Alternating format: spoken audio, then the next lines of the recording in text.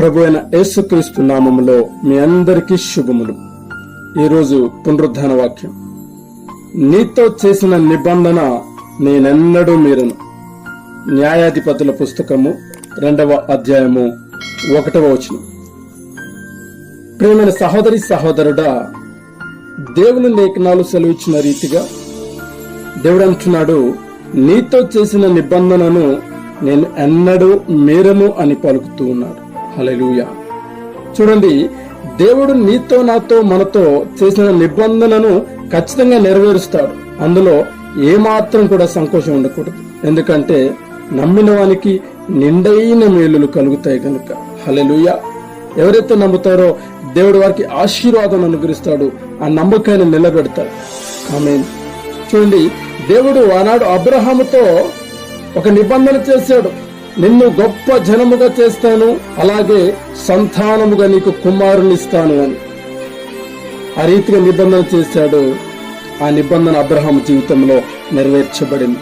హల్లెలూయా, హల్లెలూయా. చూడండి ప్రియులారా, అలాగే దేవుడు మోషేతో కూడా ఒక నిబంధన చేశారు. అదేమిటంటే, ఐగుప్తీయుల నుండి ఇజ్రాయేల్ ప్రజలను విడిపించుటలో నేను నీకు తోడై ఉంటాను, నీ పక్షముగా ఐగుప్తీయులతో నేను యుద్ధము చేస్తాను అని.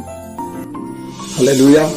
ఆ రీతిగానే దేవుడు మరి మోషే పట్ల సమస్తమును జరిగించాడు.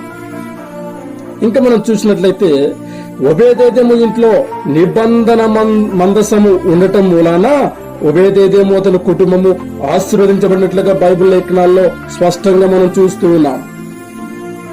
ఇక్కడ మనం చూసినట్లయితే, అలాంటిది నిబంధన మందసం ఉంటేనే ఒబేదెదోము ఆశీర్వదించబడితే, సాక్షాత్తు దేవాది దేవుడు మరి నీతో నాతో మనతో చేసిన నిబంధనను ఎవరు ఆపగలరు? ఎవరు దాన్ని అడ్డుకొనగలరు? ఆ నిబంధన నెరవేర్చకుండా దాన్ని ఆపే సామర్థ్యం ఎవరికి ఉంది? హల్లెలూయా, హల్లెలూయా. ఖచ్చితంగా దేవుడు మనతో చేసిన నిబంధనను ఆయన నెరవేరుస్తాడు. ఈనాడు మన నిత్య జీవితాలలో మన అందరితో కూడా దేవుడు నిబంధన చేసాడు, అది ఖచ్చితంగా నెరవేర్చబడుతుంది. అయితే అట్టి నిబంధన మన జీవితంలో నెరవేరాలంటే దేవునికి మనకు సహవాసం ఖచ్చితంగా ఉండాలి. ఆమేన్. దేవుడికి మనకు సహవాసము ఖచ్చితంగా ఉండాలి. దేవుడు ఏదైతే నిబంధన నీతో చేసి ఉన్నాడో అట్టి నిబంధన కొరకు నువ్వు ఏం చేయాలా? కనిపెట్టి ప్రార్థన చేయాలా. ఆమేన్. హల్లెలూయా, హల్లెలూయా. మరి ఇంకా ప్రాముఖ్యమైనటువంటి విషయం ఏమిటంటే, నీవు దేవునితో నిబంధన కలిగి ఉన్నావా? నీ నిబంధన ఏమై ఉన్నది? అట్టి నిబంధనను మర్చిపోయి నువ్వు జీవిస్తున్నావా? అట్టి నిబంధనను దేవుడితో చేసుకుని ఆ రీతిగా జీవిస్తున్నావా? ఒకసారి జ్ఞాపకం చేసుకుందాం, మనల్ని మనము విమర్శించుకుందాం.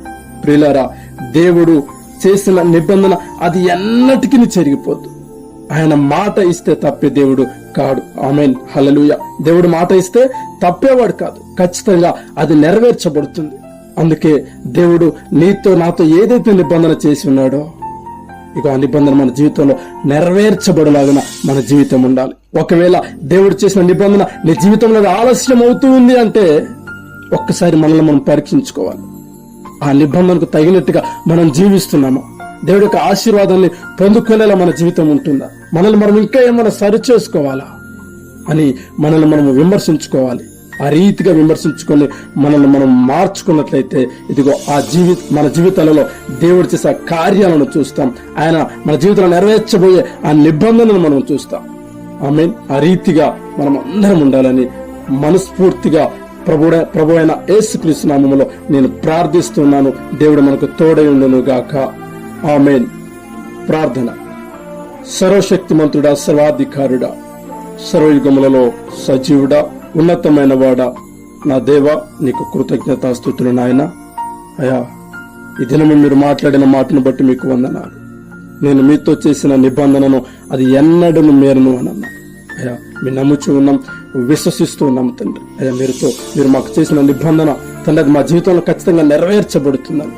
అయ్యా, ఆ రీతిగా మేము జీవిస్తామని, ఆ రీతిగా నాయన మేము కనిపెట్టుకుని ప్రార్థన చేస్తామని ప్రార్థిస్తూ, ఒకవేళ ప్రభువా అయ్యా తండ్రి నిర్లక్ష్యంతో మేము ఉన్నట్లయితే మమ్మల్ని క్షమించండి. ఇంకనూ ప్రభువా, ఈ వాక్యం చూస్తున్న ప్రతి బిడ్డను కూడా మీరు జ్ఞాపకం చేసుకుని, ప్రతి బిడ్డ కూడా నాయన అయ్యా నీ కొరకు కనిపెట్టుకుని ప్రార్థన చేసి కృపను దయచేయమని నీ కృపలో భద్రపరచమని, స్థిరపరచమని, సమాధానపరచమని యేసయ్య పరిశుద్ధ నామమున అడిగి ప్రార్థిస్తూ ఉన్నాను తండ్రి.